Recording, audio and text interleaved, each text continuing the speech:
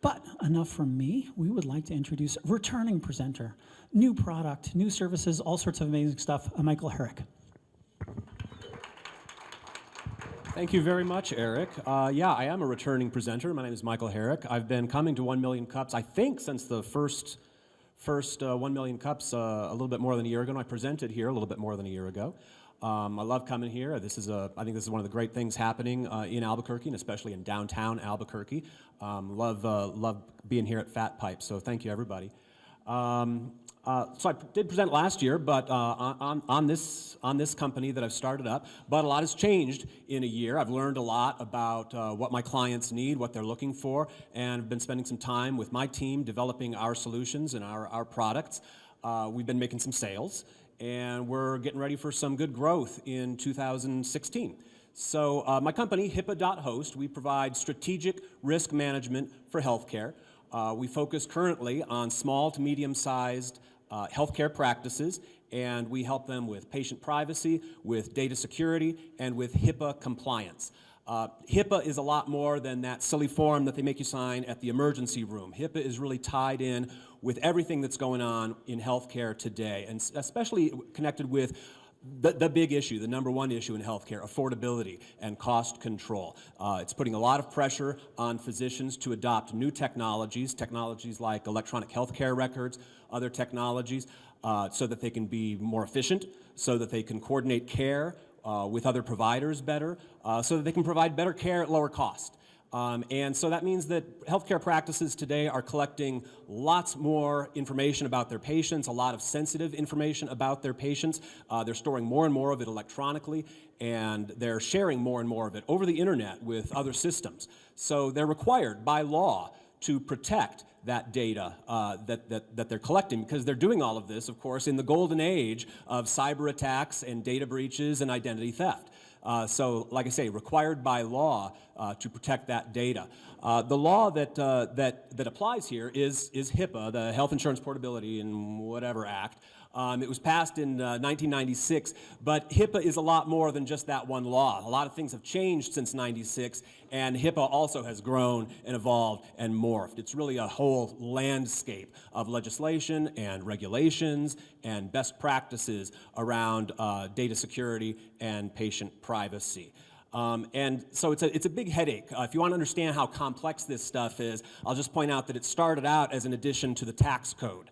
So if you just think about the time, trouble, and worry that taxes create for you as a business owner, well, healthcare companies have all those same concerns about tax compliance, just like we all do, but they also have to worry about HIPAA compliance. And they are definitely worried about it. Are my slides going? They're definitely worried about it because you can be audited. You can be audited by the Department of Health and Services just like you can be audited by the IRS. And just like the IRS, they can impose big fines and they can even put you in jail. Going to jail, of course, that's for the bad guys. The good guys, the ones who just make honest mistakes, well, they just get fined. But the fines can be enormous. There was a practice in Connecticut. This was a dermatology practice. They lost a flash drive. It wasn't stolen. They just don't know where it is. Just for losing a flash drive, they were hit with a $150,000 fine. This was a practice in Indiana, a radiology practice. Only 13 physician owners of this practice, stolen laptop, $750,000 fine. That worked out to about $60,000 per provider. You can bet that they felt that.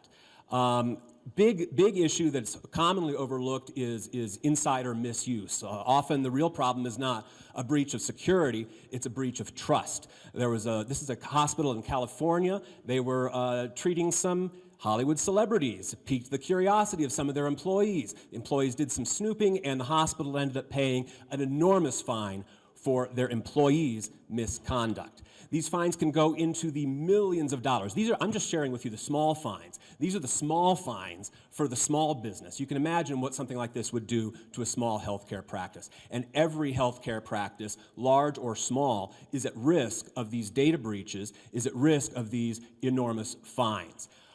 They're required by law to take proactive steps to prevent these breaches, and they're not doing it. They're just not. When Health and Human Services audited some practices in 2013, they found that 70% of small healthcare practices failed their HIPAA audit on the very first question.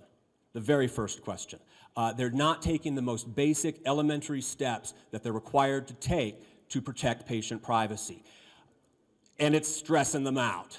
They've got all of these obligations dumped on them, and there's nobody there to help them. To understand how stressed they are, imagine that you're behind on your taxes. Imagine you're a few years behind on your taxes. Imagine the kind of stress and worry that would just be hanging over your head. And now imagine that you don't have a CPA. You don't have an accountant anymore. You've got to take care of it all yourself. That's the boat that these folks are in. They've got these enormous obligations. It usually gets dumped on the practice manager, and they say, oh, congratulations, you're in charge of HIPAA. And she's going, what the heck do I do? I had a practice manager call me and say, Michael, I'm having nightmares. I used to have nightmares that I'm in high school again and I'm failing my exams. Now I'm having nightmares that I'm failing my HIPAA audit. So that's where they are. That's our opportunity, and that's what HIPAA.host does for these folks. We're your trusted advisor. We're like your accountant, but for HIPAA compliance. So we've got a suite of products and services that we've tailored for the small healthcare practice. The foundation of everything that we do is the risk assessment. It's required by HIPAA. So we'll come in, we'll sit down with staff, we'll document and inventory all of their systems, electronic systems, paper systems. We'll look at their policies and their procedures. We'll look at their EHR. We'll look at their file sharing. We'll look at their paper storage, their contracts, their training methods. We'll document everything that they're doing right, and then we'll also give them some recommendations for ways that they can improve their security and improve patient privacy. The deliverable here is a risk assessment report, which is a printed document about 90 pages long. That document becomes the foundation of their risk management plan. It's filled with usually dozens of recommendations, specific recommendations of steps that they can take to improve their systems, improve security, and improve privacy. We give that to them, in addition to the printed copy, we deliver it in an online security portal where they can log in and they can manage the whole risk management process. It's an ongoing process, and so this becomes a secure location where they can go manage all of the documentation connected with HIPAA compliance, and as they make progress through the risk management plan, as they implement our recommendations, they're able to track that progress in the online portal. All of this is backed up with security training. HIPAA requires healthcare practices to give their staff security awareness training, information about cybersecurity, good password hygiene, best practices, things like that. They're required to provide that training so their employees can log in to our online portal. They can take the video training on their schedule from any device, and then the important thing is we keep track of all of that for the practice. We record when people have taken their training, when it's time for them to retake their annual training, and we can report all of that out for compliance reporting. So this is our product line here. We have a couple of other services that we offer from time to time, but this is the core of everything that we do. We have two different frameworks for risk assessments, a gold and a silver for various budgets. This is a very high-touch service. It requires 2 on-site interviews with staff. We currently do this only in Albuquerque and Santa Fe as a result of that. It's also it's an annual process. We require people to do a risk assessment annually, and so it generates a single invoice, one pretty big invoice once a year. So to keep them engaged year to year, that's really the main purpose of the compliance portal. We don't sell that separately currently. That's a value add that we give to our risk assessment clients to keep them engaged. And our goal here is to offer tools that we hope they will use every single day, so that when it comes time to bite that, pay that big invoice again for their next risk assessment, they're ready to do so because they don't want to lose that portal. The security training, that's something that we're developing right now in response to a number of requests from our clients who've been asking for it and not been finding a good solution. So it's in development right now. We'll be launching in 2016, early 2016. That is a automated, scalable product that we will be able to sell nationally immediately. Like I say, our target market right now is small to medium practices, 10 to 20 to 30 physicians, maybe a total staff of 100 has been our sweet spot. We've worked with a few bigger and a few smaller. We've got a lot of different sales and marketing efforts. Of course, we have an online presence, but I'm doing a lot of just regular old sales calls. And my basic approach is inviting folks to lunch and learn. A couple times a month, we have a free lunch and learn. We sit folks down, buy them lunch, give them a free presentation on HIPAA compliance and big issues around HIPAA. It's very valuable for them, builds a lot of goodwill. Also getting really involved in the local healthcare community. Been getting involved with the Greater Albuquerque Medical Association, the Medical Group Management Association, and so forth. There's a lot of great networking that I've been able to do with some professional groups around town. The idea here is that, like I say, this is very much a high-touch service that we provide. So the idea here is I think there's enough work just in New Mexico to keep us busy for the next 12 to 18 months. There's plenty of healthcare practices who need this just here in New Mexico. And then the hope is that once we start perfecting this, we can start branching out regionally, hire some folks, open up some satellite offices in some other cities, maybe Denver, maybe Houston. And once we know how to reproduce this business in other cities, I think we'll be ready to start moving nationally in about 2 years or so. So in order to meet that goal, of course, it's going to take a lot of help. We're a team of 5 right now, but that's why I come to 1 Million Cups almost every week, and that's why I'm here today. So I am all ears for questions and discussion. Yes? Yes, I'm doing a presentation to the Medical Group Management Association in March and looking to schedule more and more of those sorts of things. Exactly. And what I've really been finding with those professional associations, they really vet the heck out of you. So it's really, I've run up against gatekeepers who are really skeptical and really want to know that I know what I'm talking about. The great thing is that now that those gatekeepers are starting to open up, I know that their people really trust their recommendations, so it's really going to lead to good stuff. Yeah. Anybody else? Yes.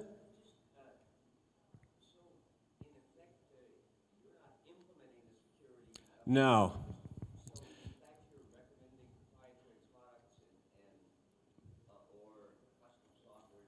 Most of these practices we've been finding have an IT department or an IT company that can help them with the technical stuff. They have a practice manager who is all about writing policies and procedures and loves doing stuff like that. So we generally, our risk assessment is just making recommendations that they can implement. We're always around for consulting and advice on specific implementations.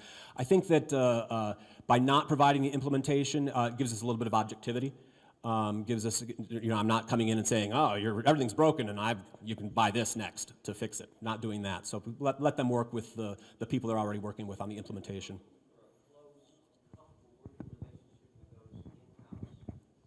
Oh, yeah.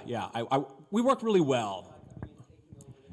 No. We work really well with IT companies. Always trying to make it very clear, we're not here to blame anybody. The first step in a risk assessment is actually documenting all the things that you're doing right.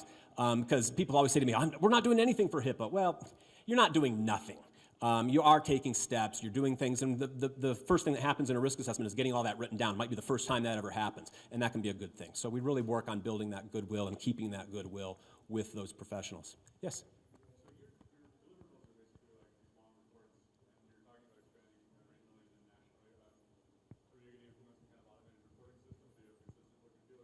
Yeah. We've developed these 2 different frameworks. They have a very specific type of formatting, very specific way of tackling the data that's in them. Currently, it's a big copy and paste job in a word processor, but we're definitely thinking about as we do more and more of them. There are definitely some appifying opportunities here. A lot of this knowledge can and needs to be baked into a database application so that we can be hiring people who will be able to run that system. Exactly. Yeah, Chris.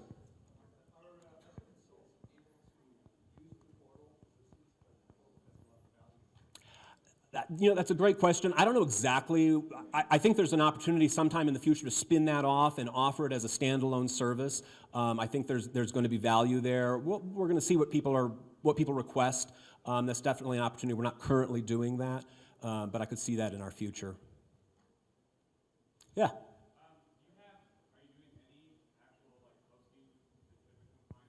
Yeah, we do that. We do that for a few clients. We're hosting an EHR for example, for a specialty clinic here in town. That was really our original focus for HIPAA.host. That was where the domain name and the name came from, was that we can host your secure services.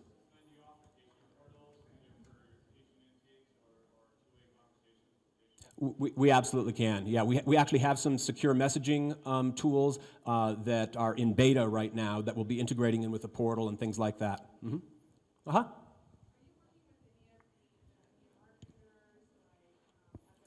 Just starting to. A real opportunity that I see with our portal is connected with insider misuse. Like I say, it's a huge issue, and really the only way that you can mitigate that risk is by monitoring your logs and seeing what your staff is doing. You've got to do that. Nobody does it. Nobody does it.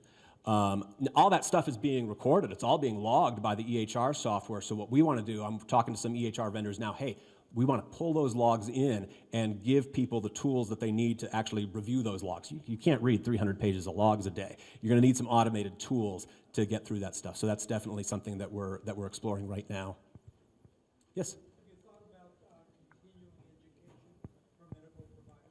Yeah, I mean, our online training includes a little bit of that. I mean, first of all, it's annual training, of course, but it's also backed up with some monthly refresher emails that come through. But we're also thinking about working with some organizations to get actual, continuing education credits for the different, even for our lunch and learn. We're asking somebody was asking us, oh, when I come to your lunch and learn, can I get a certificate?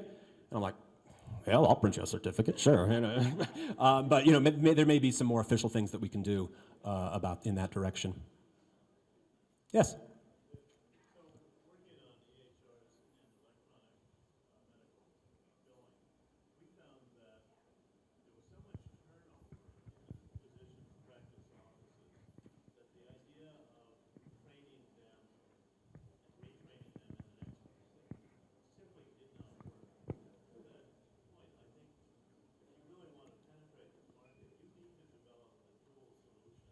Yeah.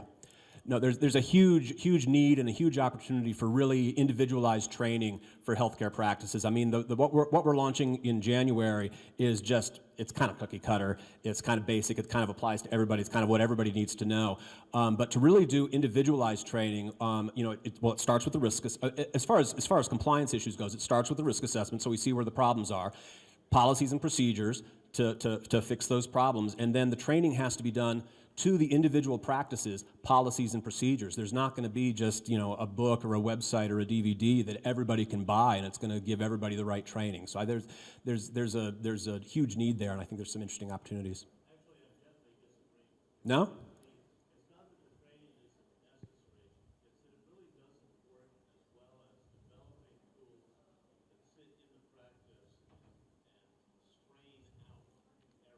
Uh-huh.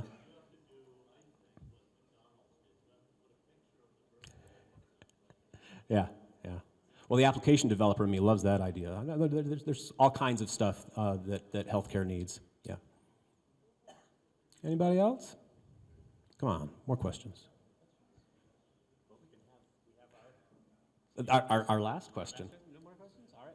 Well, what can we as a community do to help you today? Well, just coming here is a huge help. Just coming to 1 Million Cups, as I do almost every week, is a huge help. I've met folks here. We've actually started a mastermind group with some colleagues here that we get together every week after 1 Million Cups. Can't tell you how helpful that's been for my business, and I hope for my colleagues' business. Basically, I'm looking for help getting the word out. I want people to think of me as the resource. My company is the resource for HIPAA compliance in New Mexico, so keep us in mind. Let people know about our Lunch and Learn. The next one is December 15th, and I brought some postcards about that if you know anybody who might be interested in attending that. It's really a great opportunity to really get a high-level strategic view of HIPAA compliance. People get a lot out of it and really enjoy it, so I'd love to have you invite folks to that. Training is going to be launching in the new year, and also I'm on Twitter, doing a lot of discussion on Twitter about HIPAA, cybersecurity, encryption, and things like that. So if anybody has an interest in those kinds of security issues, please follow on Twitter, and would love to engage you in conversation there. And otherwise, keep up 1 Million Cups, and I'll keep coming. Thank you so much.